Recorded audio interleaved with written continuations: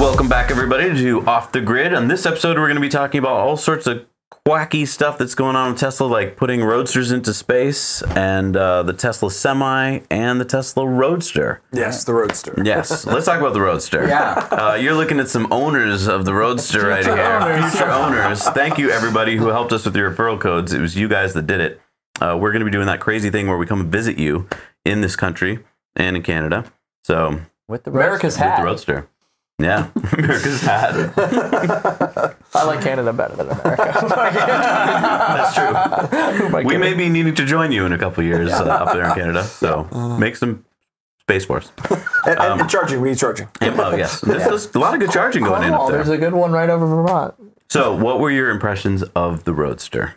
That's an amazing looking car, and the fact that it's actually drivable, looks like it's almost, like lots of real parts in it. At this stage is amazing. It's not just a rolling shell, right? Yeah, I don't know if I can wait till 2020.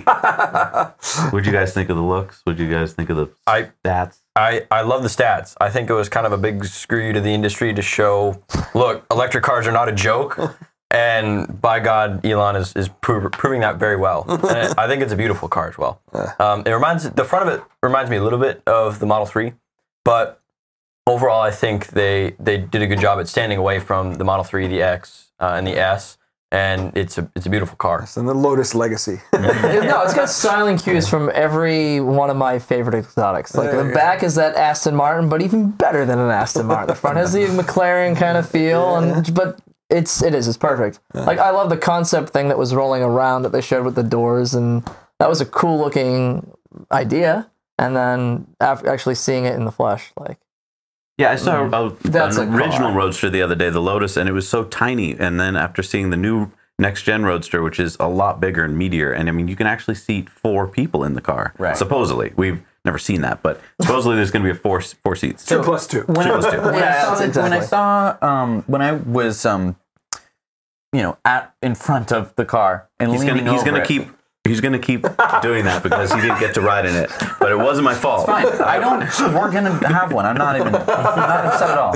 All right. So when I was looking into it, I could see the back, and I could tell that there was something laying down there, and I couldn't quite understand it. I think that was the seat folded up. It looks a lot like the Model 3 seat folded up, at least on that one side piece. That was my impression of it. So I mean, I think that it certainly will have a back seat. I heard from someone at the event, I can't remember now who it was because my brain was exploding, that you can take the glass off the top and fit it in the frunk.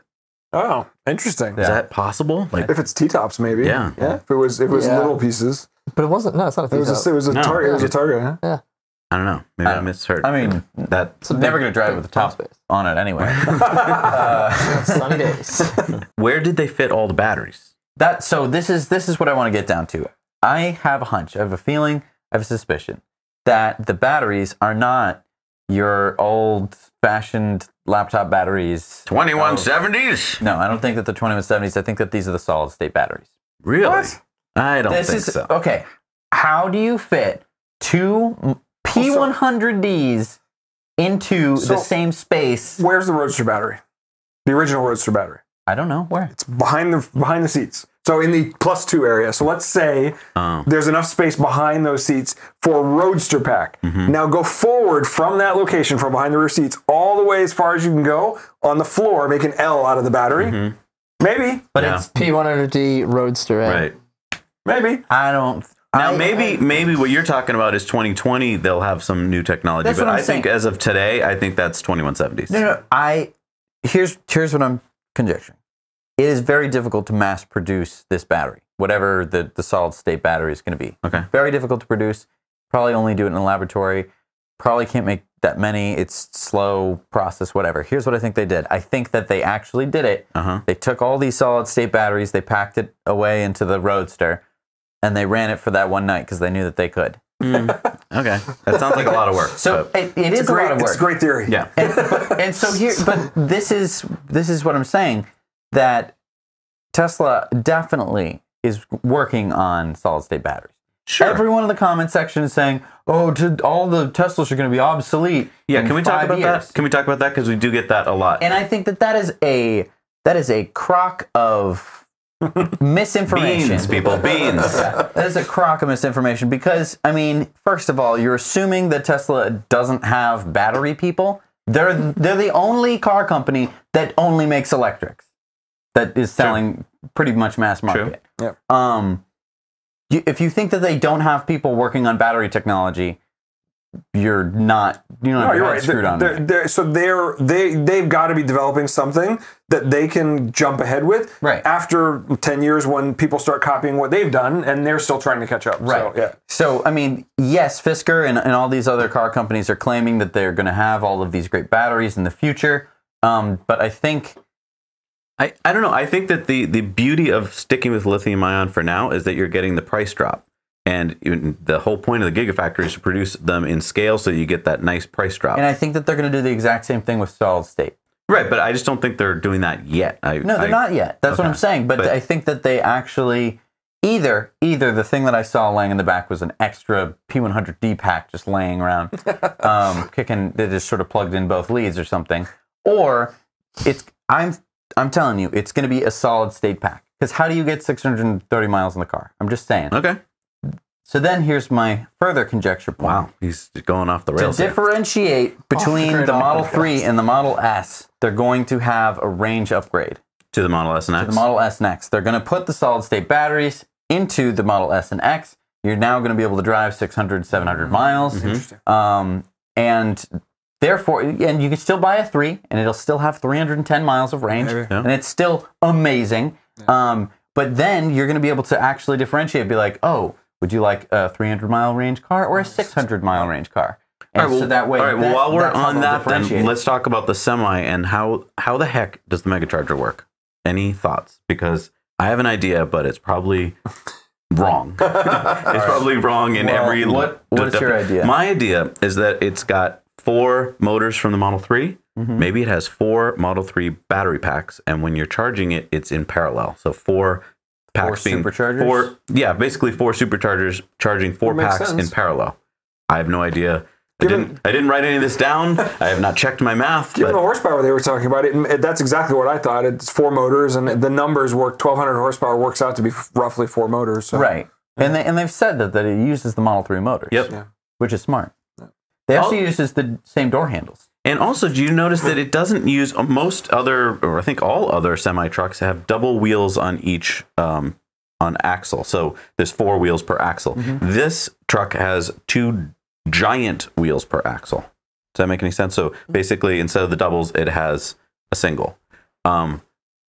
Why is that? We were so crazy that night that when in reviewing my footage, I saw that, but I didn't realize it at the time. For drag racing and range. So you think it's just for the show? It wasn't. You don't think they'll go into production? Well, so on wheel trucks, it's a safety thing, isn't it? So they have extra wheels for safety. If one blows, if one blows, you're able to. You're not out. Oh, okay. So do you think they're just forced? They'll have to do that. Then? I don't know. Actually, I don't think they'll because they're defying that with mirrors and everything else. Possible, and I think as a range bump too.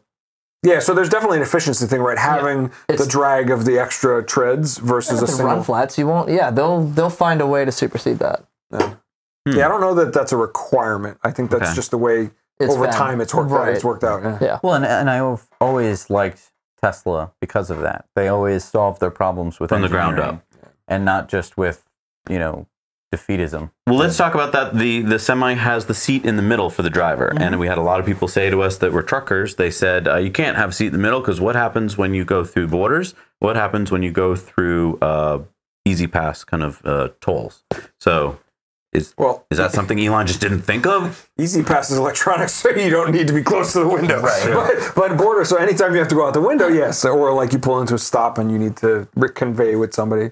I assume borders would either change to allow like maybe a little tube that goes down into the truck and you talk to them. Park the car and stand up and go out. I mean, drive-through is going to be an issue? Is that... can you take a Semi through a drive-through? I've never seen one. Maybe there's special drive-throughs for... You're stopped at all of it. Why not just get out of your seat and walk over to the window? That's a lot of work there, son. So I'm trying to think. So I mean, maybe it'll be a magical seat that'll just swing over to the window. Yeah, that's not a bad idea, actually. I mean, a lot of truckers say that they want to actually stick their head out the window and look back at the trailer. Yes, sometimes. Which Okay, that makes sense. Sure. But that's old school. New school would be Cameras. That's true. And I've had a bunch of them say to me, cameras, you can't do that. But I'm thinking that's maybe today's cameras. I'm thinking with whatever Tesla's got in there, they're going to have to figure that out. Also, I'm thinking it's probably a button. I think Jesse came up with this, right? You want to back up, you just hit the button and the truck will back up for you. Like, no more of this like autopilot complicated.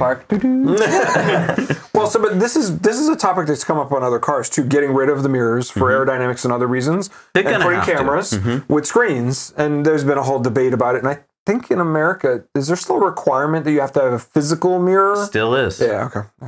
But I think that those days are numbered, don't you think? I mean, because it's such a drag in both senses of the word. I mean, we're talking 5-6% hit on energy a lot of times. Every time we talk about a lot of these things, the thing I think we always forget to talk about is that, autopilot, auto drive, whatever autonomy you want, sensors and auto driving we're starting now, and it's going to start being pervasive everywhere.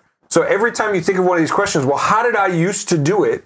The answer in the next 10, 20 years is going to be, you don't. The computer does it. And it does it better, and it does it safer, and it does it's slowly going to become that. Right. So, I mean, and I think that that's a good point, and I think that that is an interesting topic that we should be bringing to our viewers. I think that if you're a truck driver and you're watching this, first of all, thanks for watching. Second of all, if you're thinking that you aren't going to be retiring in the next 5-ish or so years, 5-10 years, I think that it would be wise to have a backup option. Yeah. I think that, it would be good to take some online classes, diversify yourself. I don't think trucking is going to be a human job for much longer. A lot of people have said, yeah, well, that's fine, but it's not going to happen for 30, 40 years. And I just want to remind people that when certain things have happened to society, like when we went from horse to car, it happened so fast. I mean, so the Model T came out in 1908. By 1914, half of the things on the road were cars and half of the things were horses. So it just took 6 years for half of the horses to go away. And then another 3 years or 4 years later, no horses. Right. It happens fast. And that's back when we had horses. Right. There was no iPhones then. There's no internet. There was, you maybe had the telegraph, but everything else was on paper. Like, I mean, that completely different time era, and it still happened very quickly. Yeah, autonomy in vehicles is usually talked about in terms of saving lives, but the reality is once you've met that bar, or the technology can do that, everything it does can also make things safer, better, easier, cheaper, many, many different things. So we have computers and sensors and cameras in cars now, and if you look at what computers have done to the world in 10 or 20 years, it's coming to other stuff, cars and anything that you can operate with the computer. Yeah, I mean, Elon was at a party on Thursday where I guess this was a private party with some AI programmers. Must have been a fun party.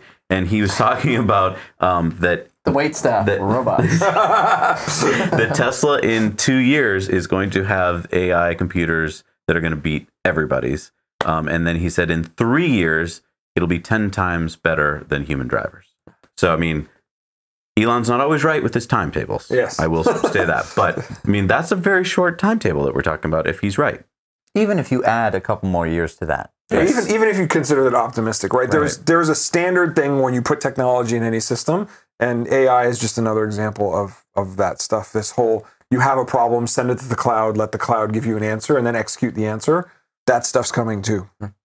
Can we talk about autopilot for a second? So Tesla's now, when you use autopilot, it's level 2. So your job as a driver is to stay the driver and pay attention to the road and use autopilot as a tool to help you.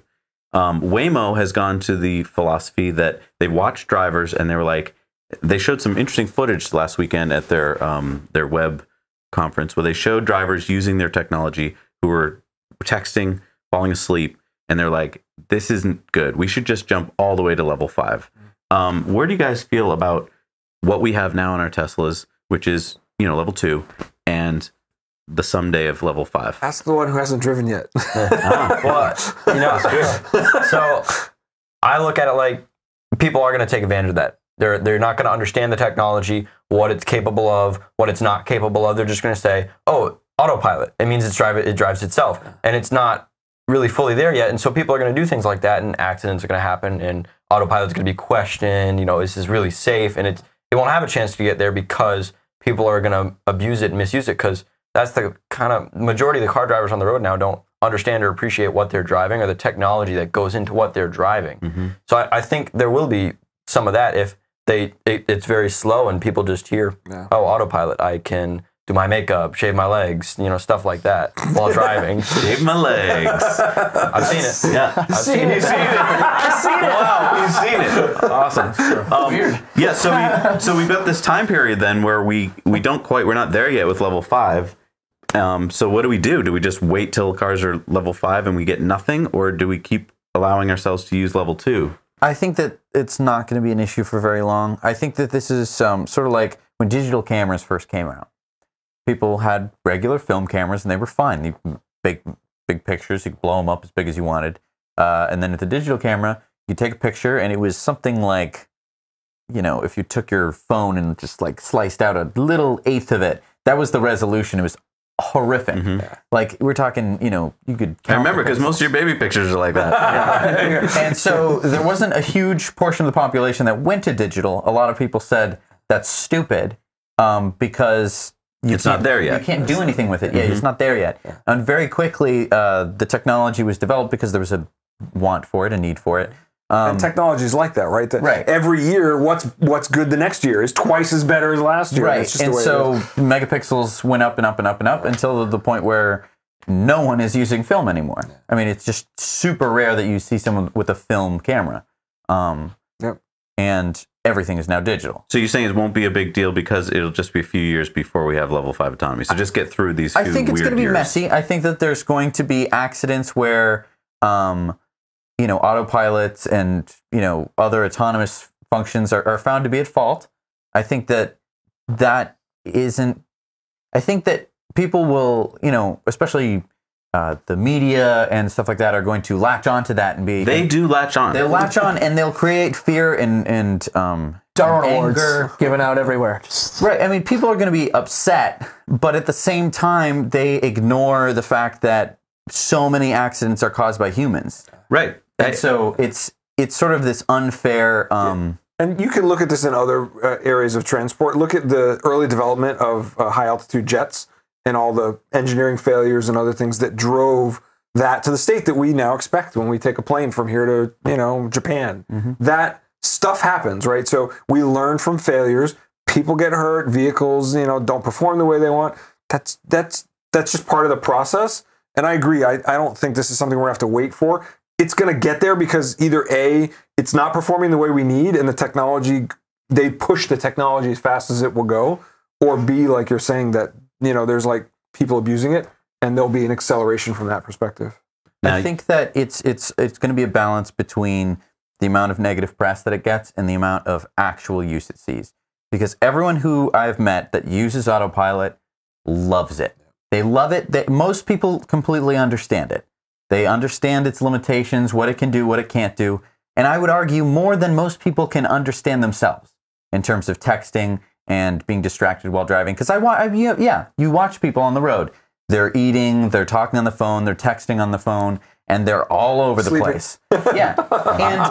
And I will say, like, will people use their autopilot and rely on it and start texting? Yes. Were they going to be texting when they were driving, when they were in charge of the car? Possibly. Yes. Yeah. Those are these same people. Like, you can't, it's... That's true. And, I mean, obviously, that's not how the media is going to portray it. But as it's rolled out, the more people who actually use it, a couple degrees away from that, people are going to be less worried.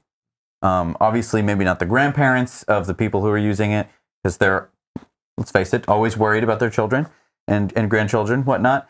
But I think that with a bit more experience, everyone is going to start to accept it more and more, to the point where, and by that time, it'll be down pat.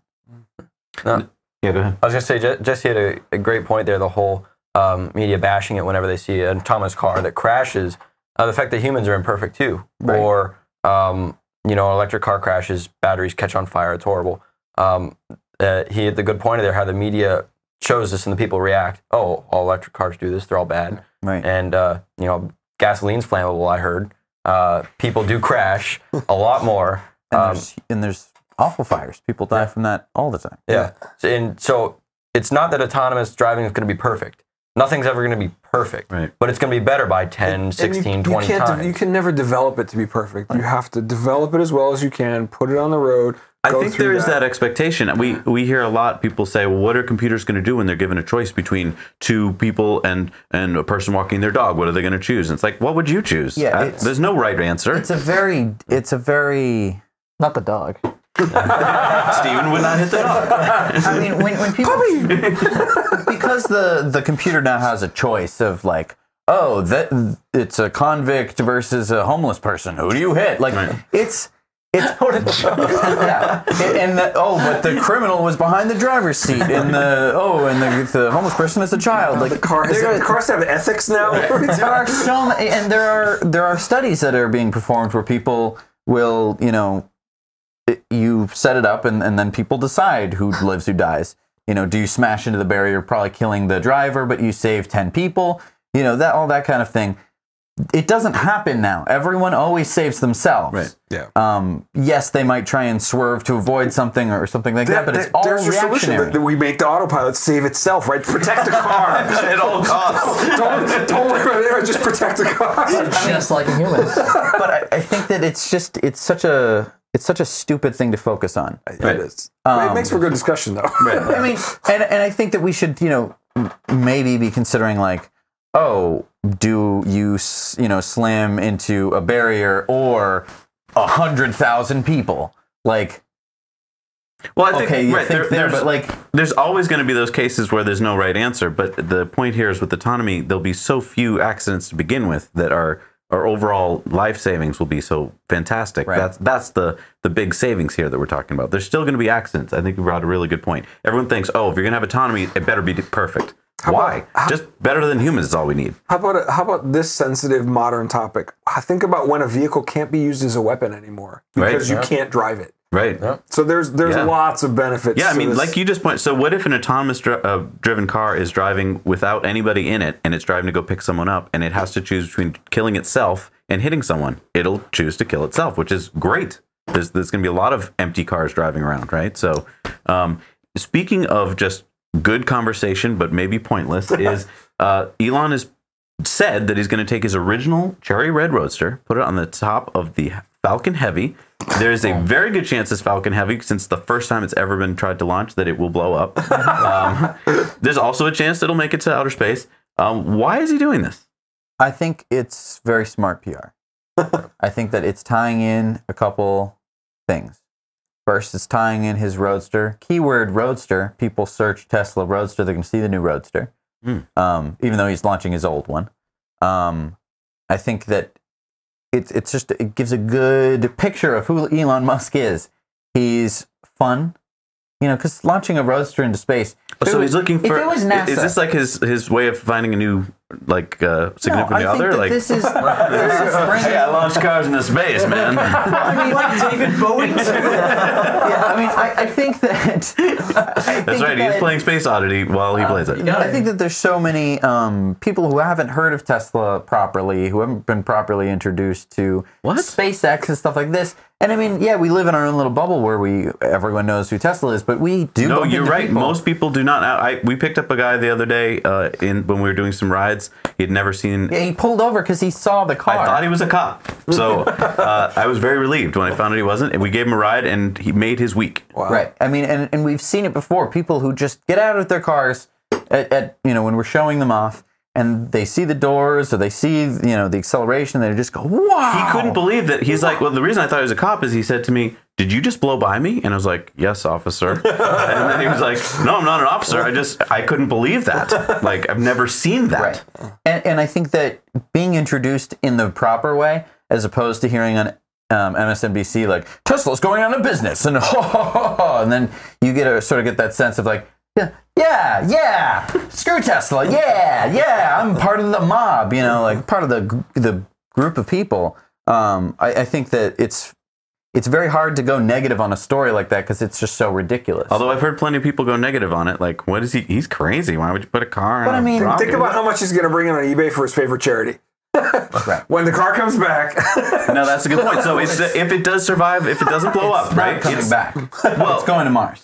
oh, I thought this was the capsule. This isn't the capsule they're going to test return on. They're sending it out to space. Right. Yeah, this one's to orbit. Oh, so clearly he's sending it to his summer place on Mars. what I mean. Right. But I mean, I think it's such a great way because it ties everything in. It shows that he is human. I mean, if NASA did this, they would send. I don't know. They'd try their best. Maybe they'd put a bunch of like letters in it or something from. You know, From kindergarten, drawings, and then when it blew up, it would be good. You know, Yeah, like it would, or they would want to send a big expensive satellite and it would blow up. And Here's my theory. It's gonna orbit Mars someday. Take it out of Mars grab orbit, it. bring it down to Mars. It'll be the first car to ever be able to drive on Earth and Mars, right? Because a Tesla could, in theory, drive on Mars. of course, Right, nothing stopping and it can go in the Mars Automobile Museum. There you go. It'll be in perfect shape. First car imported from Earth. There you go. I don't think it'll be the last either. No. To be real. Do you think the Falcon launch is gonna make it on its maiden launch? No. Or no. I mean, if Elon is confident that it's going to blow up, it's going to blow up. And I'm excited. well, I don't know if he's confident. He just said he threw it out there. It's a pretty good chance. He likes to give flippant That's answers. that's a coin toss. I mean, I think that he's right in that it's pretty crazy to strap 3 rocket Falcon cores 9s. onto. We haven't seen too many actual rockets do that. Like, I mean, I play Kerbal Space Program, and I've done that. I've How'd launched it go? a Falcon Heavy. I mean, it goes well, but it's not a perfect physics simulation. There's a lot of just sort of like gluing and magic that happens in that game. Sticky tape. Yeah, that's how the game works. But I mean, I think it could work. Isn't that how the Flat Earth Society designed their rocket? Steam powered. I don't think they've ever played that game, to be honest. But Mars is round. They've told us that they've proven that it's observed that. So. That's good to know. I don't want to go to a flat Mars. Well, on that note, you wasted probably a good hour watching us here on Off the Grid, but thank you for joining us. Make sure you tune in next time and hit that like and subscribe button because we need your subscriptions. Why? Because there's the car guru out there, and he seems to be surpassing us. So please don't let that happen. Yeah, I mean, he doesn't even like Tesla. He didn't even show up. Yeah, he didn't even show Yeah, up. we scared him off. You know, Bountiful Harvest, and he's afraid of the snow. Rich, are you afraid of driving in the snow? All right, thanks for joining us, everybody. Now you know.